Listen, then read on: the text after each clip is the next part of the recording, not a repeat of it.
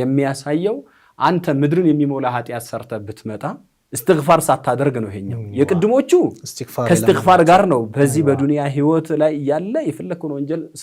ስራ ፍቃድ አይደለም እዚህ ጋር እንደምን ሰራ ስለሚያውቅ ነው አላህ Subhanahu Wa Ta'ala ግን ተውባ አድርገ ማረኝ ብለ ከመጣ በሩ ክፍት ነው በኔና ባንተ መሐከል ጣልቃ የሚገባ የለም ሰው ይሳሳታል ግን استغفار እንኳን ሳያደርግ ድንገት አምልጦት ቢወጣና ወንጀልህ ምድርን የሚሞላ ያክል ቢሆን ከዚያም በኔ ላይ ምንም ሳታጋራ ማለት ነው ወንጀሎች ሰርተሃል ግን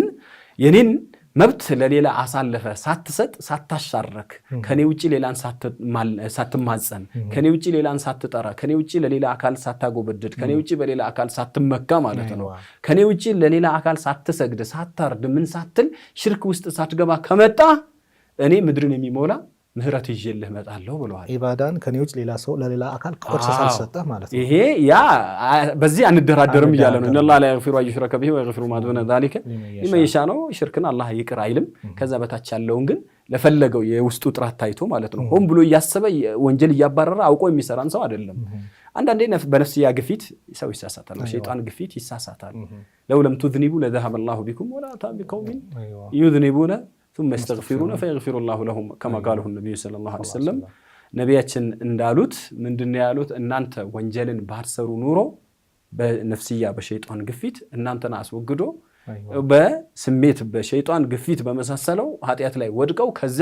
በወንጀል የሚጠይቅ ጌታ እንዳለባቸው አውቆ ማረኝ የሚሉ ሌሎች ፍጥሮችን ይፈጥር ነበር ብለዋል ይሄ ማለት ተሳሳችነታችን አይቀርም በቀንም በሌሊትም ተሳሳታላችሁ ሁሉ በኒ አደም خطاኡን ነው ያ እቺ ሐዲስ القدس ተስተው የቀድሞ ያነሳናት ያ ኢባዲ ኢነኩም تخطئون بالليل والنهار በቀንም በሌሊትም ሰዓት ተሳሳታላችሁ እኔ ደግሞ ምን አደርጋለሁ ወንጀሎችን እምራለሁ ይቅር በለኝ በሉ እምራቸዋለሁ ብሎ አስቀምጧልና እዚህ አሽሮ ዚልሂጃ ውስጥ ለመግባት ስንፈልግ በመጀመሪያ ደረጃ የሰራናቸው ወንጀሎች ካሉ ከነዛ ወንጀሎች ሙሉ በሙሉ ተውባ ማድረግ ከአላህ ጋር ያለው ሆነ ባለፈው መጸጸት ሁለተኛው ወደዛ ውስጥ አልመለስበትም ብሎ ቁርጠኛ አቋም መያዝ ከወንጀሉ ራስን ማውጣት ያስፈልጋል የሰው ሐቅም ከሆነ መመለስ ወይም ደግሞ ይቅርታ መጠየቅ ሽሩጦቹን አሟልቶ ተውበት እስትግፋር የግድ ነው مرحبا እንግዲህ ሐቂቀታን በደንብ ነው የገለጽከው ኡስታዝ استغفار ወንጀለኞች ነን ተሳሳሾች ነን መመለስ አለብን እንኳን ሰላሰግደን እንኳን አስተግፍሩላህ ነው የምንለው ጉድለቱን አላህ እንዲሞላልን እና استغفار ለሁላችንም እንደሚያስፈልግ በተለይ እነዚህ የተከበሩ ቀናቶችን ስንቀበላቸው ራሳችን ንጹህ አድርገን የበደልናቸውን ሰዎች ይቅርታ ጠይቀን የተውባ ሸርጦችን ኡስታዝ ነግሮናል መጸጸት አለ ከዛ ፍልቅቅ ብሎ መውጣት አለ እንደዚሁም ደግሞ